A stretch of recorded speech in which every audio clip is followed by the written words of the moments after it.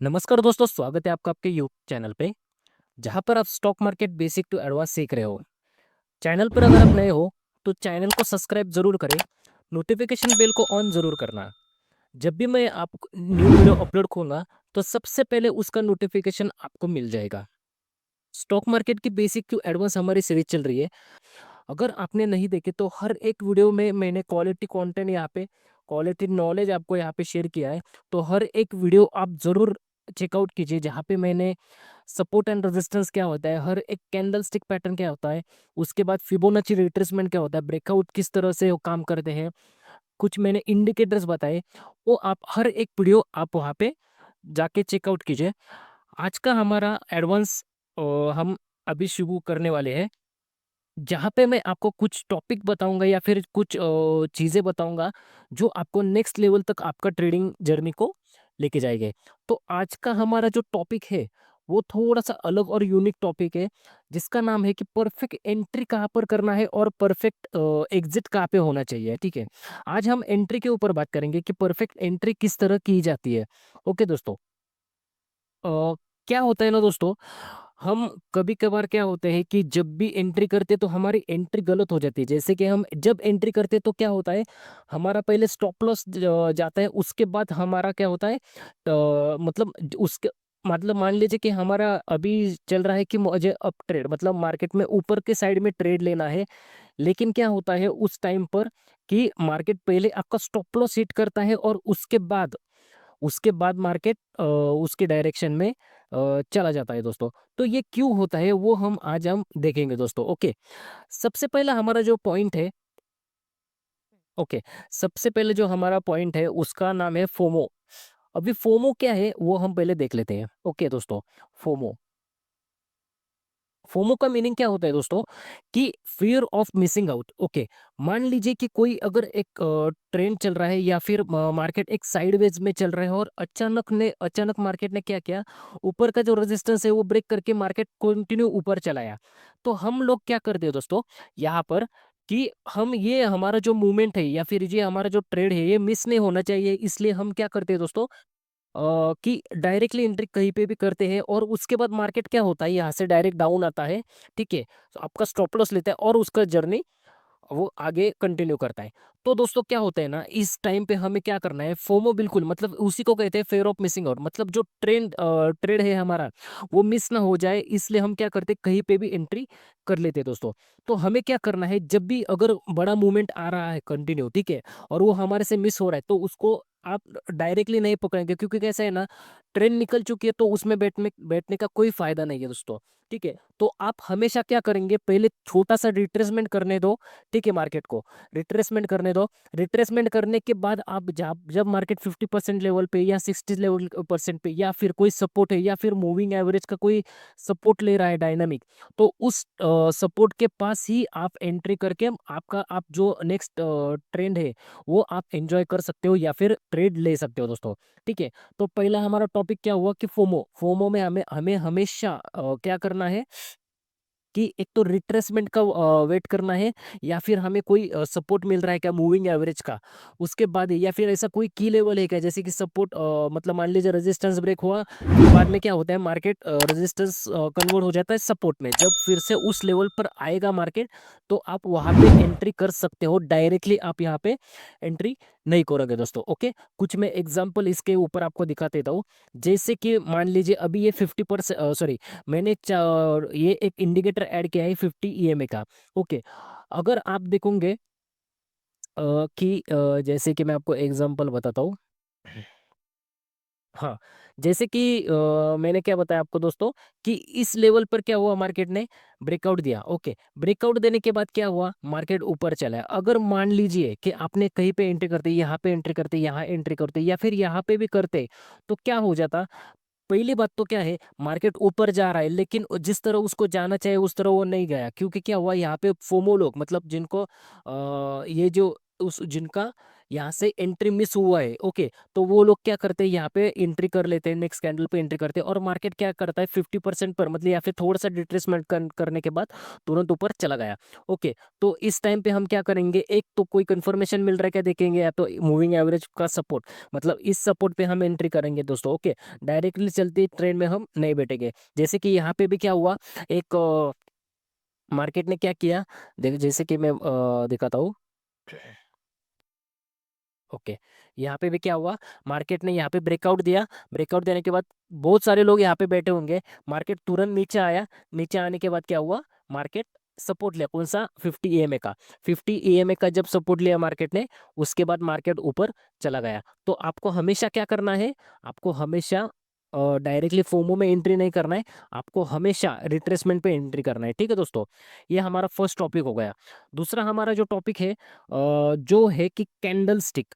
Okay, मतलब only candle stick, candle stick नहीं बताना चाहता हूँ कि ओनली कैंडल स्टिक, मतलब क्या हुआ, ओनली कैंडल स्टिक, जैसे कि only candle stick, only candle बता देता हूँ। ओके, क्या होता है दोस्तों, हमने सीखा है कि हैमर कैंडल अगर हमें मिल गई, ओके, हैमर कैंडल हमें मिल गई, तो हम हैमर कैंडल क्या होता है, एक रिवर्सल ट्रेंड देता है, ठीक है, मतलब मार्केट का जो ट्रेंड है वो रिवर्स हो जाता है। ओके, इस तरह हैमर कैंडल बन गई, या फिर कोई इंगल्फिंग कैंडल बन गई, ठीक है, उसके वजह से कि इवनिंग स्टार हो गया, मॉर्निंग स्टार हो गया, तो ओनली कैंडल स्टिक के बेस पर आप अगर एंट्री करोगे, तो दोस्तों क्या होगा, ओनली कैंडलस्टिक के ऊपर आप एंट्री करोगे तो आपका स्टॉप लॉस हिट हो सकता है। क्योंकि क्या होता है दोस्तों, जो कैंडलस्टिक है ना, देखो मार्केट अप डाउन करता है, ओके, तो क्या है, ऐसा नहीं है कि हैमर हमेशा आपको डाउन में ही मिलेंगी या फिर ऊपर में ही मिलेंगी, ठीक है। हमेशा क्या होता है ना दोस्तों, कैंडल स्टिक मतलब कैंडल जो भी है ना वो कहीं पे भी बन सकती है, लेकिन ये जो हमने कैंडल स्टिक क्या होता है उसके ऊपर मैंने ऑलरेडी 2 वीडियो बना के रखे हैं, वो वीडियो अगर आपने चेकआउट नहीं किया तो आप वो वीडियो जरूर चेकआउट कीजिए। ओके, तो कैंडल स्टिक क्या है ना, उसका लोकेशन हमें बहुत मैटर करता है। अभी लोकेशन क्या हो गया, जैसे कि कोई सपोर्ट है क्या, ठीक है, सपोर्ट एरिया है क्या, ये वहां पर अगर हैमर कैंडल बनती है या फिर पिन बार कैंडल बनती है, तो उस टाइम पे वो हमें कैंडल स्टिक क्या करेंगे, इम्पोर्टेंट होते हैं। लेकिन चलती मतलब ट्रेन चल रहा है और मान लीजिए यहाँ पर हैमर बन गई, तो हो सकता है कि यहाँ से रिवर्स भी हो सकता है, तो उसके बाद मार्केट ऊपर चला गया दोस्तों। ओके, इसलिए जब भी कैंडल स्टिक बनेगी ना, तो कैंडल स्टिक आपको हमेशा एक सपोर्ट एरिया या फिर रेजिस्टेंस एरिया या फिर कोई पैटर्न बन रहा है, डब्ल्यू पैटर्न हो गया, हेड एंड शोल्डर पैटर्न हो गया, ठीक है, एम पैटर्न हो गया, तो इस पैटर्न के जगह पर अगर बन रहा है, या फिर कोई मूविंग एवरेज के ऊपर मूविंग एवरेज का सपोर्ट लेकर मार्केट में ये कैंडल स्टिक अगर कोई बन रहे, रिवर्सल कैंडल स्टिक हो गए, तो उस टाइम पे कैंडल स्टिक आपको बहुत काम करेंगे दोस्तों। ओके, इसलिए कैंडल स्टिक सिर्फ हमें क्या करेंगे, मतलब कहीं पे भी हम एंट्री ना लेके, जब भी कैंडल स्टिक किसी लोकेशन मतलब सपोर्ट पे बन रही है या फिर रेजिस्टेंस पर बन रही है, तब भी हम जाके वहाँ उसमें ट्रेड करेंगे दोस्तों। अभी मैं आपको यहाँ पे एक दिखा देता हूँ, जैसे कि यहाँ पे एक हैमर बन गई, ठीक है, मतलब रिवर्सल, मतलब यहाँ से मार्केट नीचे आना चाहिए, ठीक है, लेकिन क्या है ना दोस्तों, ऑलरेडी क्या हुआ है, मार्केट का ट्रेंड तो पॉजिटिव है, ठीक है, जो कैंडल स्टिक बनी है वो कहाँ पर बनी है, हाँ मान लीजिए यहाँ पे एक सपोर्ट सॉरी रेजिस्टेंस है, लेकिन मार्केट ने पहले क्या किया, यहाँ पे ऑलरेडी सपोर्ट ले चुका है मार्केट, तो उसको ब्रेकआउट करके मतलब यहाँ से मार्केट नीचे आना चाहिए, लेकिन जो कैंडल स्टिक का जो लोकेशन है ना वो गलत जगह पर बना है, ठीक है।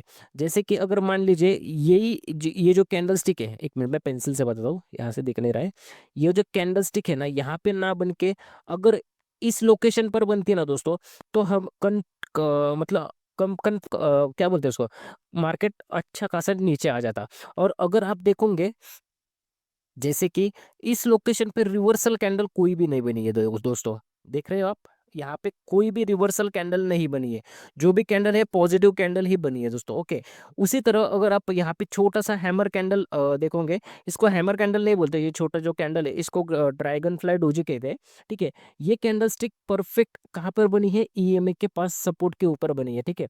उसी लिए क्या हुआ दोस्तों, कि उस कैंडल का हाई जब ब्रेक हुआ, तब मार्केट ऊपर चला गया दोस्तों। ओके, तो इस तरह कैंडल स्टिक कहीं पे भी बनी तो उसका इंपॉर्टेंट नहीं है, वो आपको हमेशा क्या होना चाहिए, एक जोन के पास होना चाहिए या फिर कोई लोकेशन उसका मैटर करता है।